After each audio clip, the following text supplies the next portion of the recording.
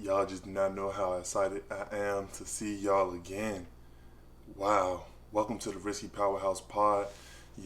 I'm Kendall Bishop, your host, the founder, the everything of the RiSSky Powerhouse Pod, man. I'm so grateful, I'm so thankful for all the support you guys have shown over the course of the last 2 days. I released my first video on Saturday evening. You guys should go check out that first video if you haven't, and it was a major success. We're up to 100 subscribers. We actually hit that mark at 3:21 a.m. on Monday morning. So, right now it's about I think it's about 4:05 a.m. 4:07 to be exact, and we're recording this video so we can get this content out to you guys like I told you I would. Welcome to the RiSSky Powerhouse Pod. Happy Monday. I took a lot of time on this one, put a lot of time in, so give it a like, leave a comment, share the video, share my first video if you haven't, subscribe to the channel if you haven't, and, let's get into it. So in the last video, I told you guys to drop some comments below, give me some ideas on future videos that I could possibly record that, that some things that interest y'all. And, it was a decent amount of reception. I appreciate Darius Ritz for his comment. He said, compare and contrast the statistics of a player today and players from back then. And also he told me to do a power ranking. So I'm going to actually take a time to do a power ranking video on its own so I can elaborate on each team. So, so y'all should look forward to that in the future video. But I wanted to just take that topic in its general consistency. I didn't want to just, take exact players and compare and contrast them, because I feel like that's a black hole argument. However, when you compare players from older eras to players of today's era, you cannot compare the exact box scores of how a player produced in his era compared to a player producing in his era. The way you would compare those particular players is you would have to know the league average of the pace, the league average of field goal percentage, the league average of 3-point percentage, the highest scoring game of of that particular season, or you got to look for those particular things so that you can narrow it down to as more so of a comparison of who's the more dominant player or who is more dominant amongst his peers compared. So, for example, if you was to take a player like Dominique Wilkins and a player like Carmelo Anthony, for example, two wings, who's small forward, power forward build. Melo was a little more jump shot heavy than Dominique was. Neat was more of a slasher. But when you look at their numbers, they was pretty similar. Dominique was a little bit better. However, when you look at the advanced box scores, it tells you exactly who each player was, and this is where you need to know the difference between stats and analytics. Some people say, oh, I hate analytics, guys, because la la la, but when you read through the basic box score and you learn how to compare and contrast the other stats that they use to judge impact within the team concept, that's when you can really get to the gist of who's a better player. So I'm not going to deep dive too much into what each analytic is, PER and win shares and defensive win shares and box plus minus and usage. I'm not going to go into all of that. But what I'm just saying is you need to know the difference between, a player that could put up 30, Michael Jordan 30 points, and Dominique Wilkins 30 points. Both of those players average 30 points, 6 or 7 rebounds, 4 or 5, 6 assists. But it's the impact, it's different things that they do on the basketball court that uplift the team concept. More so Michael Jordan than Dominique, obviously. But, I just wanted to thank Darius Ritz again for giving me that topic, but I want to take some time to go into some of the young players and most improved players that I've seen this season that, have surprised me. I watch a lot of basketball. I try to, watch every team, even if it's a bad game, just try to sit through it a little bit just so I can get an idea of how each team play, you know. Uh, Speaking on how each team play, you got to also know that back then, every team didn't play the same how teams play the same now. Like right now, you can see that, personnel is always going to drive each roster depending on what players you have, obviously. If you have a team wrapped around Nikola Jokic, it's going to be differently constructed for a team wrapped around Damian Lillard. You feel me? However, you got to know that back then, each team had its own individual identity in terms of the style or how they approach playing 5-on-5 basketball. Every team didn't just run high pick and roll, drive and kick to the corner, and shoot corner threes and do all layups. No, teams were actually running different plays. They had different schemes. You know what I mean? But that's neither here nor there. Yeah, I got some young players, man. I got Tyrese Maxey, man. He my first young guy, man. He playing for the Philadelphia 76ers, if you don't know. He's been that point guard for them since Ben Simmons has been out with all of his chaos. That's another conversation for a whole nother video. But Tyrese, man, he's been so impactful for them because what he does is he allowed them to space the floor, and he has the ability to slash to the rim efficiently. Tyrese, he haven't shown to be an all-star or nothing crazy like that. But when you just look at, like I said, his box score, he's averaging 17 points. He giving you 3.8 rebounds, 4.9 assists. He basically giving you 5 assists, 17 and 5 assists, and he's shooting 36% from 3, 46.5% from the field, and 89% from the free throw. So he's pretty efficient all over the board. He giving you a 17 PER, which telling you he's at least a good starter, in the NBA. And, with Joel Embiid being out for 10 games or so, he really picked up some of that slack. He's really getting the ball in his hands a lot more, having the opportunity without Ben being there, without Embiid being there, without Tobias Harris being there. Guys being in and out of the rotation for Philly, and for Philadelphia to still be hovering around 500, if I'm not mistaken, right at the moment. Philadelphia is, let's see what Philly's record is right now. Yeah, Philly is 12-11, and that's good for the 9 seed right now, which isn't the best in the Eastern Conference. However, that's impressive when you consider the injuries. The different guys getting into the rotation. Andre Drummond has been playing well for them, but Tyrese has been a big part of why they still have a playoff berth, still have an opportunity at a playoff berth. Tyrese Maxey, real nice player, second-year player. If I'm not mistaken, he was the number 20 overall pick. That's impressive, coming from a number 20 overall pick. You know what I mean? Having the opportunity. That's the main thing that drives players in the NBA is opportunity. He was the number 21 overall pick, but Tyrese Maxey, man, very impressive player. My next player that I have plays for the Memphis Grizzlies. Strong body, big body shooting guard, traditional shooting guard type. He remind me of like a Mitch Richmond type of shooting guard, big body. Desmond Bain. This man 6'6", 6'5", 6'6", 220. He was the number 30 overall pick in what draft? In the 2020 draft. He's in his second season, and this man averaging 16 points, 4 rebounds, 2 assists. He's a big body on defense. He can switch out on the point guards, 2 guards, small forwards, and some power forward matchups. He can actually switch out to the 4. He's real strong. Memphis with Ja Morant going down. See, people also don't consider that Dillon Brooks was out for the first 15 games of the season.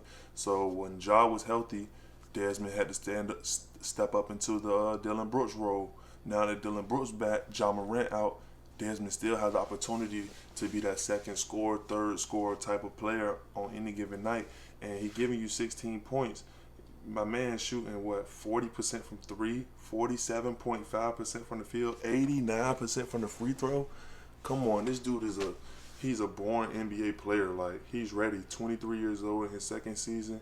And that's another thing. Sometimes you got to get these guys, that played multiple years in college, You know, he did 4 years in college, and that's a positive for him.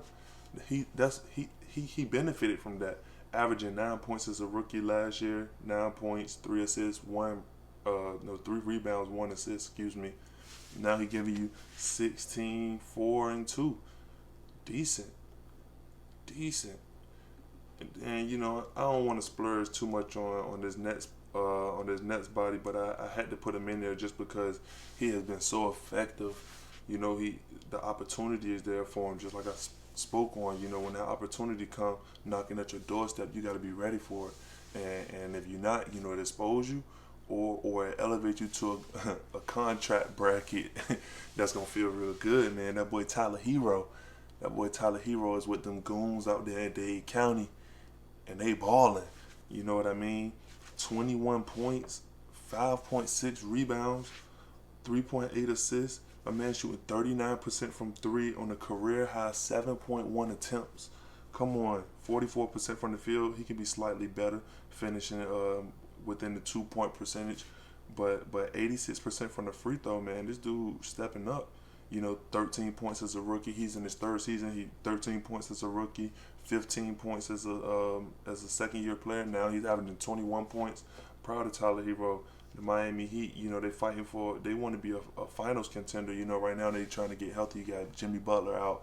You got Bam out with he had surgery on his hand. So this is going to give Tyler Hero a lot of opportunity, you know, to really be one of them guys. Ooh, excuse me. Miami Heat 14-10 in the Eastern Conference, sitting in the 4th seed. I'm proud of that man, Tyler Hero. Proud of him. My boy up north, he was the 1st round, 4th overall pick in 2021. Take the time to think right now. Who is that player? The 2021 number 4 overall pick. If you don't know, his name is Scottie Barnes. That man plays for the Toronto Raptors. You know, the Raptors had a terrible season last year, coming off of COVID. You know, they had to play in Tampa. All of these different things. But, boy, let me tell you, the boy Scottie Barnes is averaging 15 points, 8 rebounds, 3.2 assists, 1.2 steals, and 0.8 of a block as a 6'9" small forward. Come on, 6'9", 230. This dude is ready. 35.7% from 3 from a rookie, 48.9% from the field, and 72.3% from the free throw. This man, Scottie Barnes, just may be the rookie of the year this year. I like Evan Mobley, me personally. I like Evan Mobley. I might as well transition this into him. But, you know, Evan, you know, he had some time out, you know, so he kind of went off the map. I'm glad he's back earlier than expected.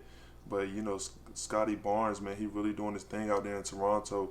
You know, with Toronto moving on from Kyle Lowry, you know, losing a lot of vets in the last couple seasons. They lost Marc Gasol, Serge Ibaka, Kyle Lowry, Danny Green. You know, they lost a plethora of veterans, you know. So now it's time for Van Vliet, Pascal, Boucher, Terrence Davis, all those types of guys, you know, to step up and be those veterans that they lost, with guys like Scottie Barnes coming in and being the young talent that Pascal once was, or that Van Vliet once was. You know what I mean? And I'm interested to see if Toronto can ever elevate back to that level they were before they got Kawhi.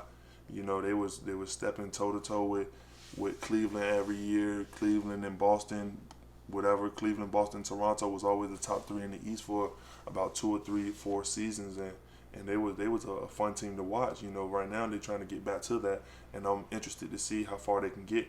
Right now, sitting at 11-13, they're the 12th seed in the East. That's not too good, but you know, with the young talent that they have, you know, they have a higher ceiling. Swing it over, man, to a team that's been hot, man. You know, I think they, if I'm not mistaken, they're 18-3 right now. The Golden State Warriors, they got a young player on their squad who in his 3rd year, he hit the scene, you know, pretty much last year. He showed that he can be a good player in the league, averaging 12 points, 1.8 rebounds, 1.9 assists. You know, he would just play this role with Golden State last year. You know, Golden State was pretty much a 500 ball club, especially without Stephen Curry. Steph Curry missed 9 games. They was 1-8 in those 9 games. So Even though they failed pretty much to the play-in, that was due to those 9 games that Curry missed with his tailbone last year. But the boy Jordan Poole, he came hot.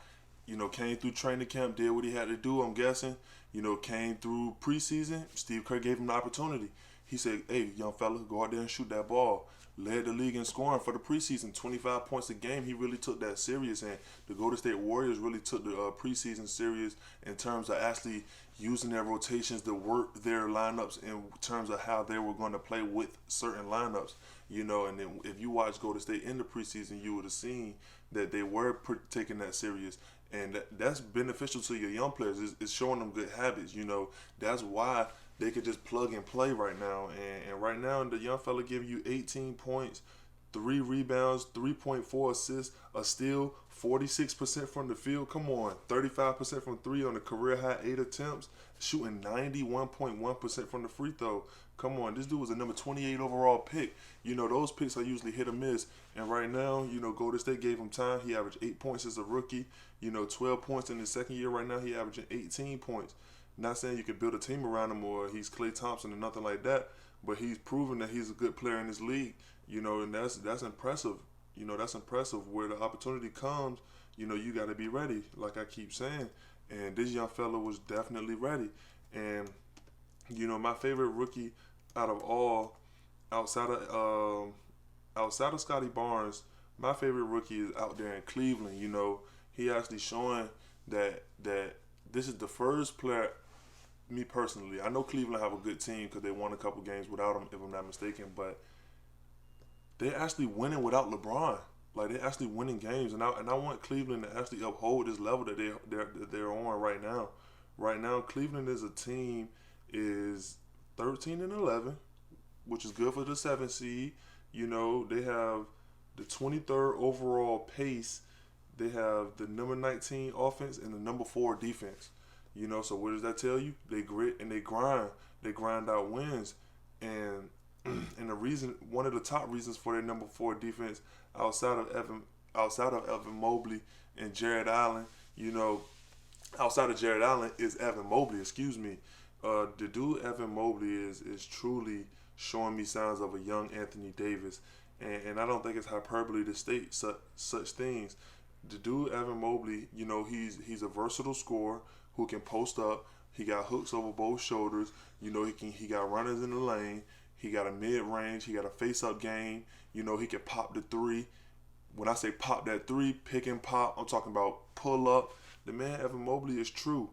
14 points, 8.3 rebounds. One of the big stats I love to look at with rookies are the offensive rebounds, because offensive rebounds show your effort. Not only do it show, that you're able to do something, it shows that you trying. He give you 1.8 offensive rebounds a game. As a rookie, that's impressive. Two more possessions per game for his team. He give you 2.7 assists, 0.9 of a steal, and 1.9 blocks. Man, that man averages a steal and 2 blocks. Come on. 47% from the field, 34% from 3, and 78% from the free throw from a 7'2", 20-year-old. You know what I mean? Come on, the dude was the number 3 overall pick last year. He was the pick right before Scottie Barnes. He pushing out a 16 PER. He's been a negative on offense, but he's been stellar on defense. And just with his versatility, I think he's going to grow as an offensive player. And I see Anthony Davis potential. I definitely see that this dude can be an all-star. Those my young guys. I like Tyrese Maxey. I like your boy Desmond Bain. I like Tyler Hero. I like Scottie Barnes. Evan Mobley, my favorite. And wow, how did I forget this, man? Sometimes you just got to cut the script and you just got to go with what you know. That young fella Cole Anthony out there in Orlando. I know Orlando a bad team, but it's not his fault. He's a 6'2", 185 guard. He was picked number 15 overall. He in his second season. Last year he averaged 13 points, 4.7 rebounds, 4.1 assists, and 0.6 of a steal. This year he giving you 20 points, 6.6 rebounds, 6 assists, and 1 steal per game, bro. The dude is shooting 42.6% from the field, 35.8% from 3, and 87% from the free throw. Man, big shouts out to that man Cole Anthony, man. Big shouts out to that young man Cole Anthony. I like his attitude. When you hear his interviews, he always energetic. You know, he excited about the moment when he get his chances, and I just like that from him, man. Young dude went to UNC for 1 year, went to the league, and he proven that he was ready. You know what I mean? He pushing out a 17.6 PER, which is good. You know what I say? He's a good starter. You know what I mean? A starter level player. You know what I mean? He's not an all-star. You know, he's not. You gotta. When I say a starter, you know, see, just listening throughout the course of my videos, you will start to listen to the different verbiage, and you will start to understand how I view players. Like you have MVP level players who are guaranteed all NBA spots every year if they play. LeBron, Giannis, KD, Steph, you know, those type of players, right? Jokic at this point, those guys, right? Then you have a all-star level player who is a player that, you know, they might be a second team All NBA, they might be a third team, but you wouldn't be surprised if they wasn't. Like Ben Simmons last year, or CJ McCollum, he's like a all-star level player. Who's some more good examples? You know, Devin Booker before Chris Paul got there, Zach LaVine before this year. You know, DeRozan before this year. DeRozan playing at an MVP level right now, but over the course of the last 3 years, DeRozan been pretty much like an all-star level player. Then you have a starter who is like Dennis Schroeder, you know, Jared Allen, you know, guys who can, Clint Capella, you know, they definitely can contribute. They're definitely good players. John Collins, Andrew Wiggins, you know, they're definitely good players that can contribute to winning. You know, they're good, but they're just not like impact players, like players that's going to change the course of where your team is going. You know, they're a piece. They're a piece. You know what I mean? Then you got your, you know, your bench players, and then your, you know, G League players and so forth and so on. Like trash after that, bums, bums. But nah. But yeah, man, those my young players, man. You know, gave y'all a little more insight on how I view players, and you know, so y'all can start to dig into my basketball intellect on how I view things. You know, Tyrese Maxey, Desmond Bain, Tyler Hero, Scottie Barnes, Evan Mobley, Jordan Poole, and Cole Anthony got through on at the end because he came across the back of my mind. That boy Cole was balling out there in Orlando, and I hope he keep it up. But yeah, you know, I'm so glad y'all made it to the end of the video because, you know, y'all are the real ones that I want the comments from. Y'all are the real ones I want the feedback from because y'all are the ones that's going to help me grow. You know, y'all are really growing with me. Y'all really staying true to what y'all said y'all would do for me, and I appreciate that. And y'all here, and this is why y'all get plugged in. Your boy got the giveaway going. You know, I'm giving out a jersey, and this is how y'all get in. And the only way y'all gonna know is because of this code right here. I want y'all to put fire emoji, period, space, hashtag RiSSky Powerhouse. That's RiSSky with 2 capital S's in it, and Powerhouse in all caps. You know, and I want y'all to follow the Twitter page and follow the Instagram page, and I'm watching, you know, and that's how y'all enter into the giveaway. You know, free jersey, you know, on me.